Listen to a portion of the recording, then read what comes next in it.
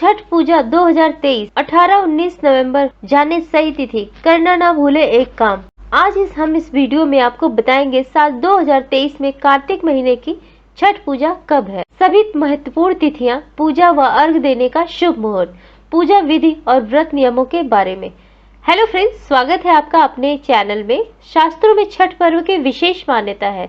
छठ पर्व हर साल कार्तिक मास के शुक्ल पक्ष की षष्ठी तिथि को मनाया जाता है। इसे सूर्य षष्ठी के नाम से भी जाना जाता है।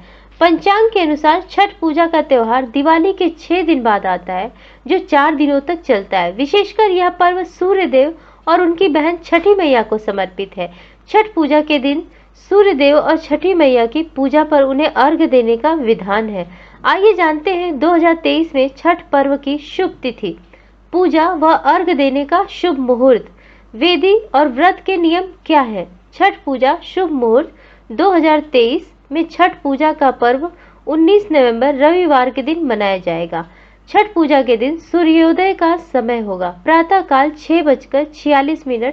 छठ पूजा के दिन सूर्यास्त का समय होगा शाम 5:26। षष्ठी तिथि प्रारंभ होगी 18 नवंबर प्रातः काल 9:18 पर।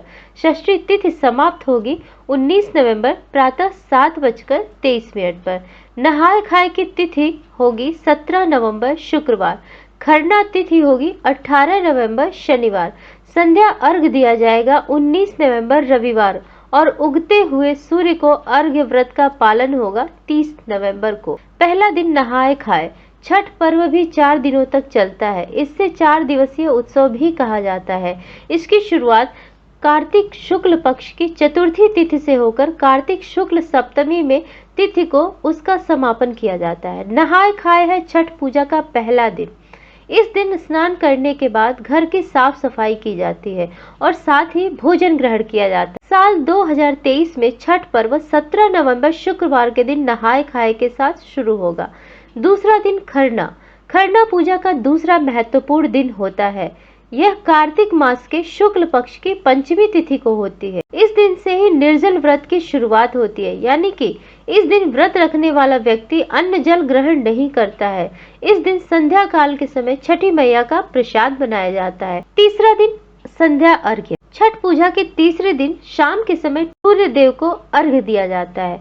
अर्घ्य देने के लिए बांस की टोकरी में फल, ठेकुआ, चावल से बने लड्डू आदि चीजों को सूप में सजाया जाता है और व्रत करने वाले व्यक्ति अपने परिवार के साथ संध्या काल के समय सूर्य भगवान को अर्घ्य देते हैं। सूर्य देव को अर्घ्य देने के बाद सजाए गए सूप से छठी मैया की पूजा की जाती है। सूर्य उपासना के बाद छठी मैया को गीत गाकर कथा सुनी जाती है। चौथा दिन उषा काल अर्घ्य। छठ पर्व के अंतिम दिन उगते सूर्य को अर्घ्य देने का विधान है। चौथा दिन यानी सप्तमी तिथि को प्रातः काल सूर्य देव को अर्घ्य देने के लिए किसी नदी के घाट पर पहुंचकर उगते हुए सूर्य को अर्घ्य दिया जाता है और छठी मैया से अपने परिवार की सुख समृद्धि की कामना की जाती है। इसी दिन व्रत का पालन भी किया जाता है। छठ पूजा के नियम मान्यताओं के अनुसार छठ पूजा के दौरान सूर्य देव पर्व देने की परंपरा है। कहते हैं सूर्य के प्रकाश में कई रोगों को नष्ट करने की क्षमता होती है। इसके प्रभाव से व्यक्ति को आरोग्य और तेज की प्राप्ति होती है। आज के दिन भगवान सूर्य को अर्घ्य जरूर देना चाहिए। छठ पूजा का व्रत करने वाले व्यक्ति को इस पर्व के चारों दिन साफ सफाई का विशेष ध्यान रखना चाहिए।